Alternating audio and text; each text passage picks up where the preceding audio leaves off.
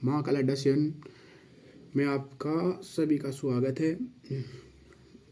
अपना चल रहा था क्या, यूपीएससी टारगेट 2024 के प्रीलिम्स के क्वेश्चन, ठीक है ना। जो क्वेश्चन पेपर है प्रैक्टिस पेपर दृष्टि के द्वारा निकाले जाते हैं, उसकी हम क्या कर रहे थे, अध्ययन कर रहे थे। उसी के लिए आप जुड़े रहे हमारे चैनल पे, ठीक है। जितने क्वेश्चन होंगे चॉइस के लिए मैं उतने क्वेश्चन डालूंगा, और कल से हम क्वेश्चनों को बढ़ा देंगे ताकि जल्दी पेपर हो सके। ऐसे तो अपने क्वेश्चन के पेपर नहीं हो पाएंगे, एक ही पेपर नहीं हो पाएगा 7 दिन के अंदर, तो क्वेश्चन की प्रैक्टिस बढ़ा दी जाएगी। अब मैं इस क्वेश्चन को जूम कर लेता हूँ जहाँ से आगे हम पढ़ेंगे। कल हो गया था 17वां, अब 18वां चलेगा अपना, ताकि आपको दिख सके, है ना। तो अपना क्वेश्चन है, निम्नलिखित में से किसने पर्यावरण से निपटने के लिए केन्या में हरित पट्टी का आंदोलन शुरू किया था, ठीक है। किसने किया था, अपन सीधे आंसर देखेंगे ताकि आप लिख सको। किसने कहा था, पंगारी मथई, ठीक है। अपना आंसर क्या है, ये है, कौन सा है, ये आंसर अपना।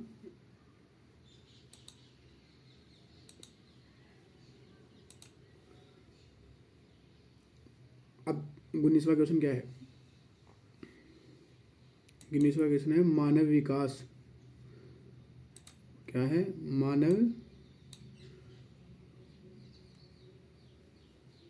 मानव विकास सूचकांक के संबंध में निम्नलिखित कथनों पर विचार कीजिए, है ना। यह मानव विकास सूचकांक के संबंध में हमें क्या है, कथन में से कौन सा कथन सही है वो बताना है। ये देखो, बुद्ध कथनों में से कौन सा कथन सही है। नीचे क्वेश्चन पढ़ने के बाद में ये वाली लाइन आप जरूर पढ़े, ताकि आपको पता रहे कि क्या हमें सही बताना है या गलत बताना है। कभी कभी हम क्या करते हैं कि जल्दीबाजी में इस क्वेश्चन को पढ़ तो लेते हैं और हम माना उसको गलत में और सही में कंफ्यूज हो जाते हैं कि क्या पूछा है। तो क्वेश्चन कंफ्यूज होने के चक्कर में हमारा क्वेश्चन गलत हो जाता है। कभी कभी हम दोनों पे टिक लगा देते हैं या केवल एक पे लगा देते हैं। तो क्या है, हमें क्या बताना है, मानव विकास सूचकांक के संबंध के अंदर कौन सा कथन सही है, मतलब कि कौन सा वाक्यांश इसमें सही है, ठीक है। मानव विकास सूचकांक HDI, ठीक है, हेल्थ मानव विकास सूचकांक एक सांख्यिकी उपकरण है। क्या है, सांख्यिकी उपकरण है जिसका उपयोग किसी देश की समग्र उपलब्धि को केवल उसके सामाजिक आयामों में मापने हेतु किया जाता है, ठीक है। मानव विकास ये ऐसे बोल रहा है कि जिसका उपयोग किसके लिए किया जाता है, देश के समग्र उपलब्धियों को केवल उसके समाज आयामों में मापने के लिए किया जाता है। दूसरा कथन क्या है अपना, वर्ष 1990 में इसे पाकिस्तान अर्थशास्त्री महबूब उल हक द्वारा प्रस्तुत किया गया था। अब देखो, ये मानव विकास सूचकांक किसके द्वारा प्रस्तुत किया गया था। अगर अपन को ये भी याद है ना, तो इसका ऊपर वाला कथन बिल्कुल स्पष्ट हो जाता है। तो इसमें क्या आंसर आएगा अपना, मानव विकास के अंदर अपना आंसर आएगा कि महबूब उल हक द्वारा प्रस्तुत किया गया था। केवल यही कथन क्या है अपना सही है। कौन सा है, यही कथन अपना क्या है, सही है। दूसरा कथन अपना सही हो गया, ठीक है। 2 क्वेश्चन हो गए। क्वेश्चन जल्दी जल्दी देखने के लिए स्पीड बढ़ा लेना आप, ठीक है। स्पीड बढ़ा के देख लेना, पर ऐसा नहीं कि स्पीड बढ़ाने के चक्कर में आपको क्वेश्चन ही नहीं समझ में आए। तो इसमें क्या आएगा, 2 के चक्कर में केवल 2 आंसर आएगा, ठीक है। अब अपन नीचे चलते हैं, 20वां क्वेश्चन देखते हैं जल्दी सी, क्या है वो ये देख लो। अब इसके अंदर क्या देना है, निम्न कथनों पर विचार कीजिए, कौन सा कथन सही है। यहाँ पढ़ो, फिर इसको इससे लिंक करो। कथनों पर विचार कीजिए और इसको काट दो, कौन सा सही है, ठीक है। हमें कथन बताना है कौन सा कथन सही है।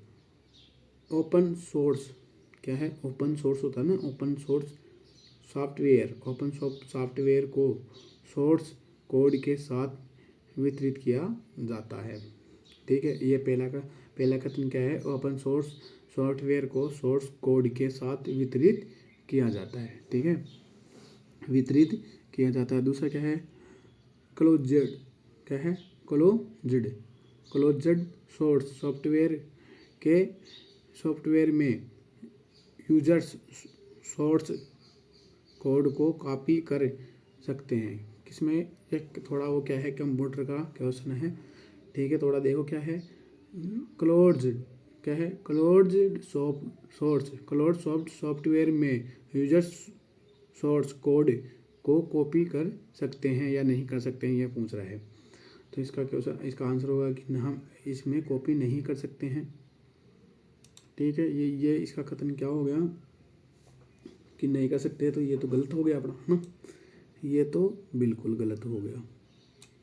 तो सही क्या हो गया, केवल एक, क्या हो गया, ओपन सोर्स सॉफ्टवेयर को सोर्स कोड के साथ वितरित किया जाता है। तो इसमें क्या आएगा आंसर, केवल एक, ठीक है। 20वां क्वेश्चन अपना हो गया है।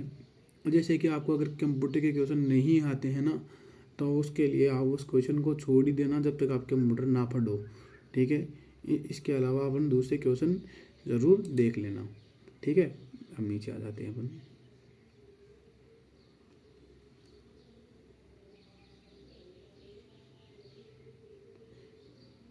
इक्कीसवां क्वेश्चन क्या है, लिथियम आयन बैटरी के संबंध में निम्न कथनों पर विचार कीजिए। कौन सा, इधर देख लेना पहले, क्या है कि कौन सा सही है, ये हमें ज़रूर देखना है नीचे कि कौन सा सही है, फिर आप बोलोगे कि ऑप्शन में गलत हो गया अपना। तो कौन सा सही है, लिथियम बैटरी के संबंध में ना, इसका उपयोग व्यापक रूप में इलेक्ट्रिक वाहनों व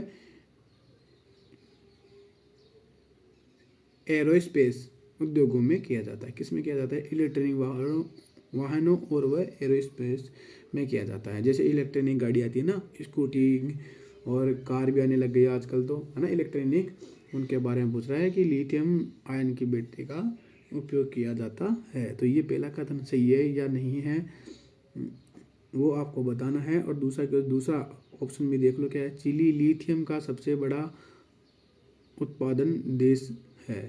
अब क्या है, चिली लिथियम का सबसे बड़ा उत्पादक देश है, ठीक है।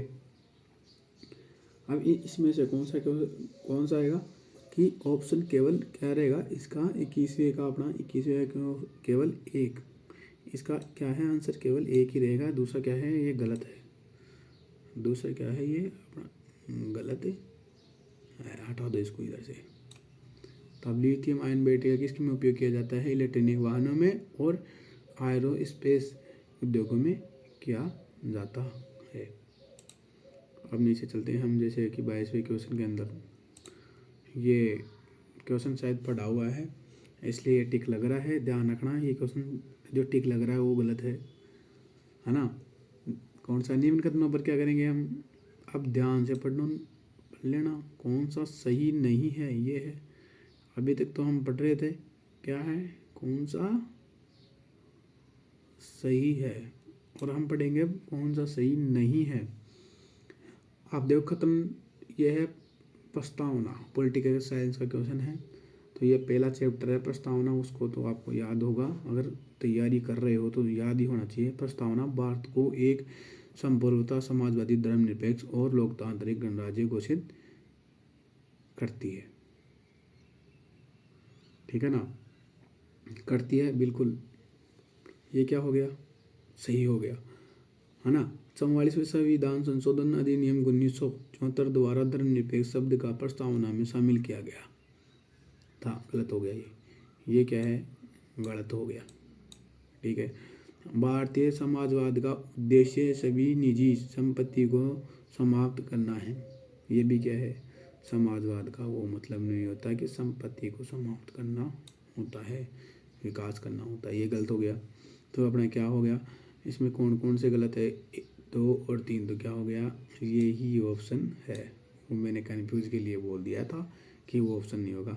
तो क्या आएगा अपना, एक सही है और क्या है, 2 और 3 गलत है, सही नहीं है। क्वेश्चन देखना, इसमें सही होता तो केवल एक ही आता इसमें, ठीक है। अब अपने क्वेश्चन में चलते हैं अगले वाले में कि कौन सा क्वेश्चन है, ठीक है। अगला वाला कौन सा क्वेश्चन है। कौन सा है? कौन सा क्वेश्चन? थोड़ा जूम कर लेता हूँ ताकि क्वेश्चन आपको ढंग से दिख जाए। ठीक है, इसका है निम्न कथनों पर विचार कीजिए। विचार करना है क्या? क्या कौन सा विचार करना है कि कौन सही है? क्या है? कौन सा सही है,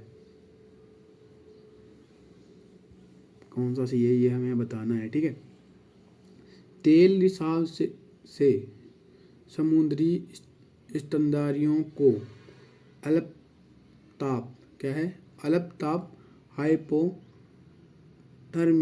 क्या है? हाइपोथर्मियो हो सकता है। अल्पताप या हाइपोथर्मियो हो सकता है किसको? समुद्री स्तनधारियों क्या है? ये जीवों को क्या हो सकता है? हाइपो हो सकता है। ठीक है, अब दूसरा ऑप्शन क्या है? कौन सा कथन क्या है? सही पढ़ना है अपन को। जल की सतह पर मौजूद तेल को भौतिक रूप से अलग करने के लिए इसकी मर का उपयोग किया जाता है। अब क्या है? जल की सतह पर मौजूद तेल है ना, जो तेल होता है ना, ये है। देखो मैं आपको ये बता देता हूँ कि ये अपना क्या है? एक बीकर है। ठीक है ना, इसके अंदर क्या है? जल भरा है।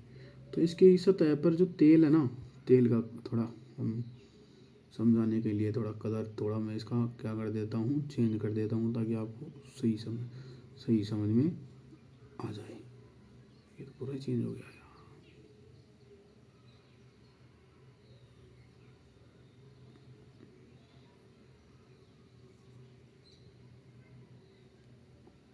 है ना, अब क्या है? इसकी तेल, जैसे कि ये पानी भरा है और इसके ऊपर तेल है। जैसे पीला नहीं दिख रहा है तो अपन क्या कर लेते हैं? इसको ऐसे कर लेते हैं। ठीक है, ये है तेल है। समझ में आ गया? तो इसकी सतह से भौतिक रूप से अलग करने के लिए कौन सी विधि का उपयोग किया? इसमें इसकी मकर इस इसकी मर का उपयोग किया जाता है ना। तो ये पूछ रहा सही है या किसका उपयोग किया जाता है? ये साइंस का क्वेश्चन है, जो साइंस थोड़ी बहुत आपको आनी भी चाहिए और पढ़ना भी चाहिए आपको। साइंस 10th क्लास की। ठीक है ना, वहाँ यूट्यूब पे चैलेंज चलते हैं बहुत सारे NCERT के लगा के, साइंस तो पढ़ लेना, 10th क्लास की तो जरूर पढ़ लेना। तो 23वें क्वेश्चन में अपना क्या आएगा? कौन सा कथन सही है? तो दोनों कथन क्या है? सही है। ठीक है, तो इसमें क्या आएगा? दोनों कथन अपने क्या है? बिल्कुल बिल्कुल सही है। दोनों कथन क्या है? बिल्कुल सही है। अब अपन नीचे आ जाते हैं। दोनों कथन इसलिए सही है क्योंकि तेल के रिसाव से समुद्री स्तनधारियों क्या हो जाता है? हाइपोथर्मिया हो जाता है। अब आपको ऐसे भी पूछ सकता है क्वेश्चन लगा के कि तेल के रिसाव से समुद्री स्तनधारियों को कौन सा रोग हो जाता है ना। तो ये है, कौन सा रोग हो जाता है? ये वाला रोग अपन का इसमें हो जाता है, ये वाला। ठीक है, अब नीचे चलते हैं अपन। 24वां क्वेश्चन थोड़ा क्या है कि ध्यान से देख लेना क्वेश्चन, आप भी पढ़ लिया करो। थोड़ी मेरे से गलती हो जाती है तो, है ना। क्वेश्चन तो स्क्रीन पे रहता है ना, तो आंसर तो मैं बताता ही हूँ, फिर भी आप थोड़ा पढ़ लिया करो ताकि मेरे से जो अशुद्धि हो जाती है ना, इसलिए, क्योंकि मेरा फर्स्ट चैलेंज है ये और शुरुआत में होती है, आपको भी पता है, छोटी थी।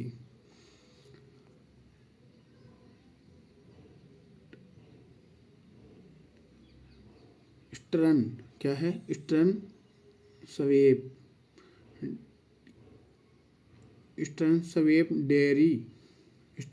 डेयरी के संबंध में निम्न कथनों पर विचार कीजिए। ठीक है, कौन सा?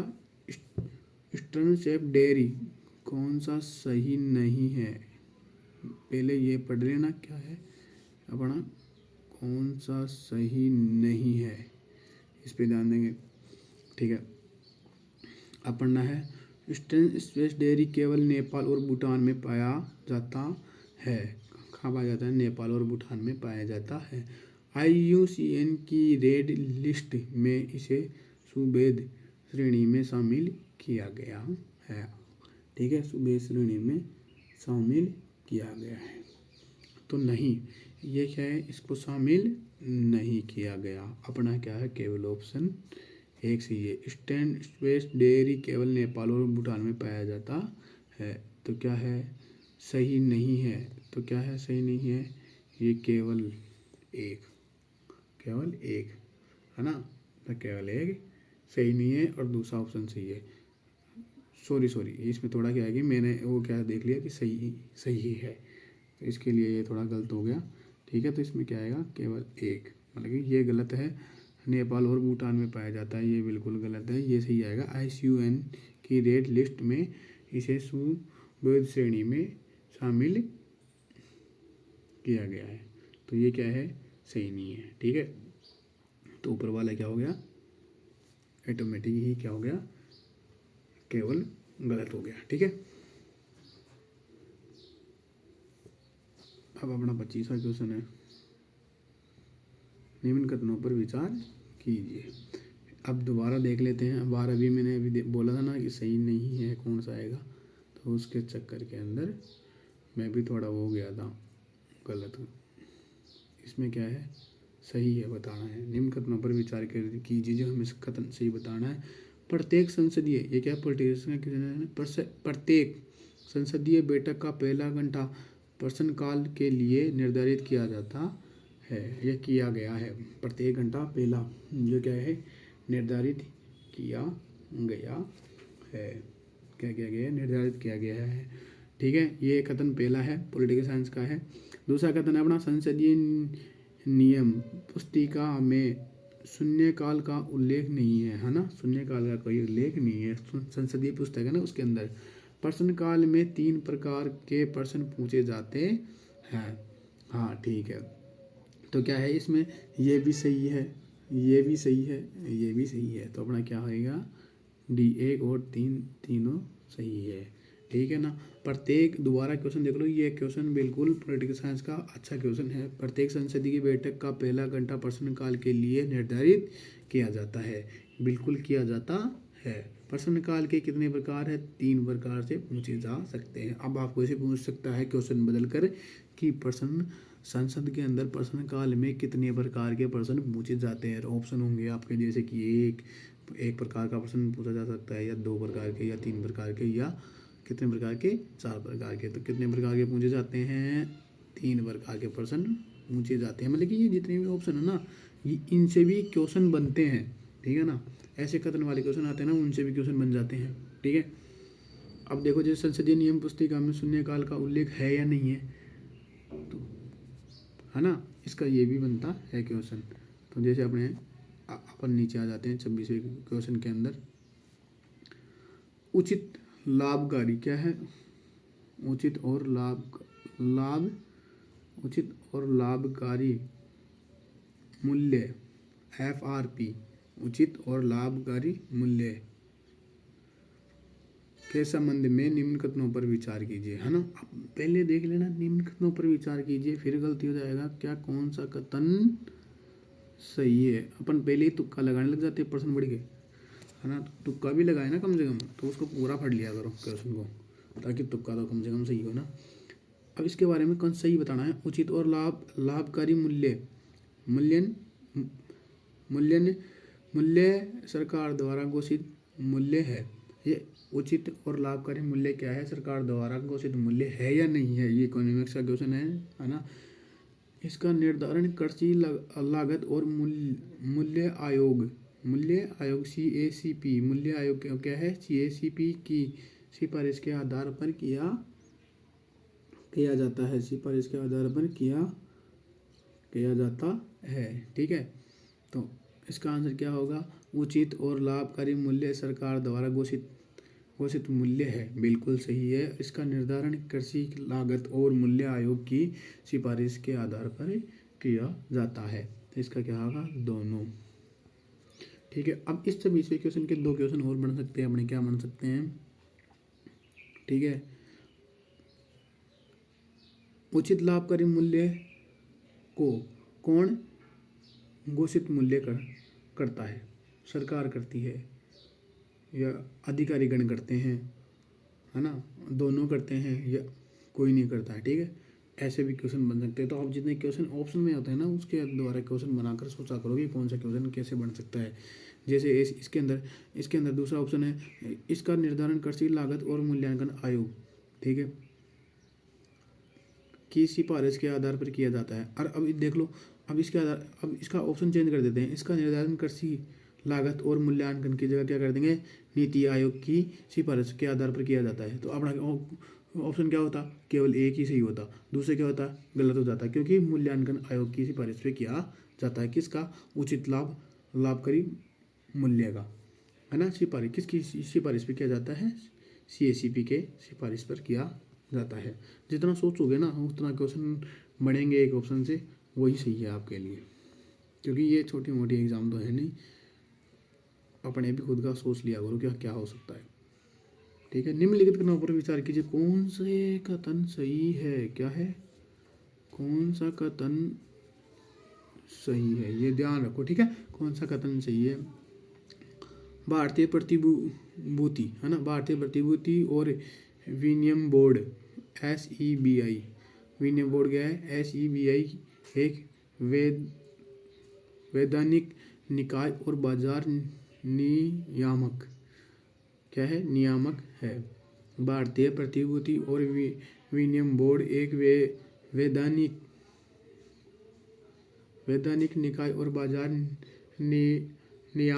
नियामक है। प्रतिभूति और दूसरा ऑप्शन क्या है, प्रतिभूति अपीलीय न्यायाधिकरण SAT के पास सिविल कोर्ट के सामने शक्ति होती है, क्या होती है, सामने शक्ति होती है, सिविल कोर्ट के सामने शक्ति होती है। प्रतिभूति अपीलीय न्यायाधिकरण, क्या है, अपीलीय न्यायाधिकरण के पास सिविल कोर्ट के सामने शक्ति होती है या नहीं होती है। या भारत प्रतिभूति और विनिमय बोर्ड, भारतीय प्रतिभूति और विनिमय बोर्ड ने निवेशकों को शिक्षित करने वाला एक मोबाइल ऐप सारथी लॉन्च किया है, क्या किया है, मोबाइल ऐप सारथी लॉन्च किया है। तो क्या है इसमें, तीनों कथन क्या है, तीनों कथन क्या है, इसमें क्या पूछा है, सही है। तो तीनों कथन क्या है अपने, सही है। पहला भी कथन सही है, निम्न कथनों में से दूसरा कथन भी सही है, तीसरा कथन भी सही है। अब देखो तीनों कथनों के 3-3 क्वेश्चन वैसे ही बन सकते हैं। देखो, भारतीय प्रतिभूति और विनिमय बोर्ड एक वैधानिक निकाय और बाजार नियामक है या नहीं है। तो इसमें क्या होगा, ऑप्शन में है या नहीं है ना। तो ये दो कथन देके आपको आंसर पूछ सकता है। तो तीसरा ये तो लाइन दे देगा है या नहीं है, फिर नीचे दे देगा A केवल, दूसरा क्या होगा, केवल 2, फिर तीसरा क्या होगा, दोनों हो भी सकता है या नहीं भी हो सकता, चौथा क्या होगा, इनमें से कोई नहीं, ठीक है। तो ऐसे क्वेश्चन बन सकते हैं, ठीक है। तो अपनी आज की प्रैक्टिस में जितने क्वेश्चन होते हैं वैसे अपन गिन ही लेते हैं, कितने होते हैं, 1 2 3 4 5 6 7 8 9 10 क्वेश्चन होते हैं ना। तो 10 की जगह उसको हम बर्न कर देंगे 20 कल से, ताकि अपना पेपर जल्दी से जल्दी हो सके, क्योंकि पेपर की संख्या ज़्यादा है, अपने पास 4 है, तो 4 का मतलब 500 क्वेश्चन है, अभी 400 क्वेश्चन है, एक में 100 आते हैं, तो अगली बार अगले महीने में और आ जाएंगे। तो जितने क्वेश्चन देखेंगे ना वो और सही रहेगा। और जो आपको कंप्यूटर के क्वेश्चन आते हैं, साइंस एंड टेक के क्वेश्चन आते हैं, वो समझ में नहीं आते ना, तो कोई बात नहीं, उनके लिए आपको घबराने की ज़रूरत नहीं है। जो फैक्चुअल क्वेश्चन है उसको समझ लेना, और जैसे साइंस के क्वेश्चन है ना, वो ज़रूर आपको, जो साइंस के है ना वो फिक्स रहते हैं, उसमें कोई गड़बड़ नहीं होती, ठीक है। ये जैसे करंट अफेयर में गड़बड़ हो जाती है, साइंस के हुए, इतिहास के हुए, पॉलिटिकल साइंस के हुए, है ना, इकोनॉमिक्स के हुए, GDP के हुए, ऐसे वैसे क्वेश्चन है ना, फैक्चुअल क्वेश्चन होते हैं, उनको हमको याद ही रखना पड़ता है। जैसे ये अपना 18वां क्वेश्चन था, क्या था, ये अपना 18वां क्वेश्चन था, इधर देख रहे हो ना, ये क्या है, फिक्स क्वेश्चन है। निम्न में से कौन सा पर्यावरण संरक्षण के निपटने के लिए केन्या की हरित पट्टी को आंदोलन शुरू किया। अब ये फिक्स क्वेश्चन है ना, इस व्यक्ति ने किया था और कोई दूसरा थोड़ी आएगा, तो ये फिक्स क्वेश्चन है, इनको तो याद ही करना पड़ेगा।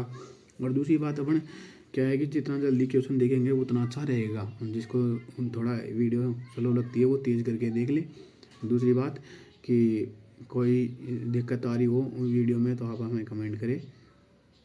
और तीसरी बात ये है कि तैयारी के लिए डेली वीडियो देखें। पढ़ने से ही कुछ नहीं होगा जब तक हम क्वेश्चन नहीं देखेंगे किस प्रकार के क्वेश्चन आते हैं और ऑप्शन वाइज क्वेश्चन कितने बन सकते हैं, है ना। तो ये खतने वाले क्वेश्चन आते हैं। वैसे तुक्के वाले क्वेश्चन ऑप्शन 4 वाले, जैसे ये 18वां क्वेश्चन था, वैसे क्वेश्चन एक आधा 2 या 3 ज़्यादा 4 आ जाएंगे। बाकी के क्वेश्चन खतन वाले ही आते हैं कि कौन सा खतन सही है या नहीं है। उसके अंदर अधिकांश क्वेश्चन तुक्के में भी गलत हो सकते हैं। तो जब तक हम प्रैक्टिस नहीं करेंगे, क्वेश्चन प्रैक्टिस नहीं करेंगे, तब तक समझ में नहीं आएगा। और 10टी टारगेट यूपीएससी 2024 के लिए आपको शुभकामनाएं। धन्यवाद।